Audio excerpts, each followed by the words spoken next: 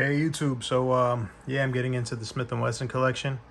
I figured I'd start small, work my way up. So no particular order. I grabbed the 38 Special. Love this little pocket gun. This is a 4.42.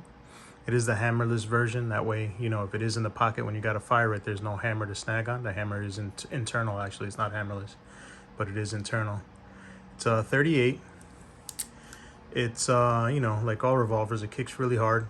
Hard trigger pull, single action only. And it fits nice, real tight. Good sights, handy. I like it. Cool little gun. For the unexpected, I guess. Next we'll move on. I got Smith and Wesson Shield. This is the first version, the one that holds a 7+1 or 8+1. And I got it. I really like it. I do like the 2.0 version that they did, or the Smith and Wesson Shield Plus that holds 10, but I'm not gonna get it just yet. These are all unloaded. I do check them before we do the videos. So yeah, this is you know, again with the whole grip, because when I got this, you know, my son was learning how to shoot, so it's thinner than the grips on the regular Smith and Wessons, and he could get his hand around it better. He was younger when he started shooting, so you know, that way it was something easy for him to shoot. He does like the whole grip on him. I don't really mind it. Doesn't matter. I could go with or without it. But yeah, it's really nice, really handy. 3-dot sights. Cool little 9mm. That is just the phone. There's nobody behind it.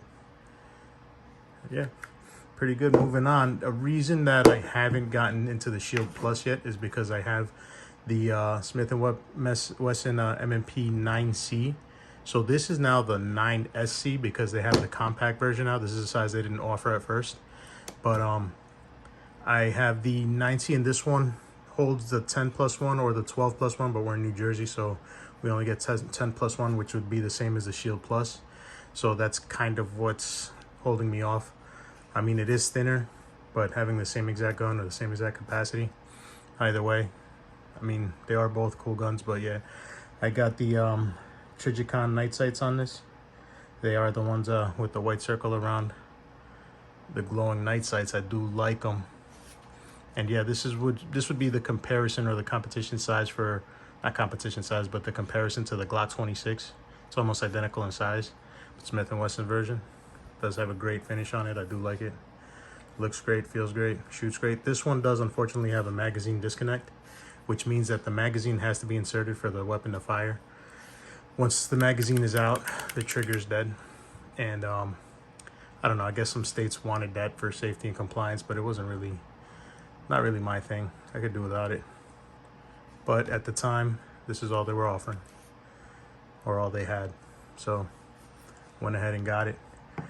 Next is the Smith and Wesson SD40. This is a very, you know, SD40 VE is the value enhanced. It is, I want to say, more value for what you're getting in the gun. I think it was, I paid probably around $360 for it or something like that back when I got it. It's a 40 caliber. And this does have a very heavy self-defense trigger in it. Again, safe direction. It's a lot of take up. Heavy trigger. And a long reset. It's almost all the way out. But it's cheap. But it functions great. Works great. I like it. I mean, I guess there are aftermarket triggers you could put in it, but it is what it's needed for. So, you know, put a crimson trace light on it. It is pretty bright. Plus it works. Does what it needs to. This also has, I did replace, the rear sight was a polymer. When I upgraded the sights on my, I think it was the 9C, I put the metal sights from the 9C onto the Smith & Wesson SD40. So it works. Next, we'll go to the Smith & Wesson. This is the M&P 40. This was my first M&P. Came initially with a 15-round magazine, but we did end up changing in Jersey to 10 rounds. So I had to get rid of those and get the 10-rounders only. But I do love the way this gun shoots. And I don't know, maybe it was just for me, but I was always really accurate with it.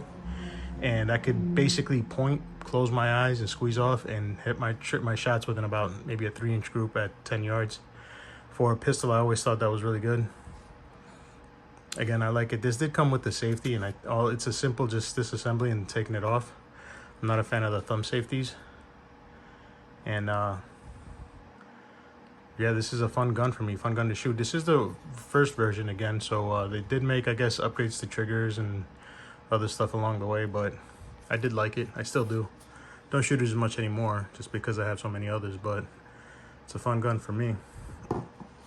Next, we'll go to the big guy. This is a 357 Magnum. It's freaking huge. I love this gun. Shooting this, even with 357 loads, it doesn't, for me, when the gun is heavier, it doesn't feel like it kicks terribly hard. So it's, you know, 6-shot Smith and Wesson 6.86, 6-inch barrel. You know, gets the point across, I guess. I love this thing. This is awesome. This is definitely a fun gun for me. And yeah, I did put the Pachmeyer grips on it. I like it better. I think it's beautiful. Look at that thing. Awesome.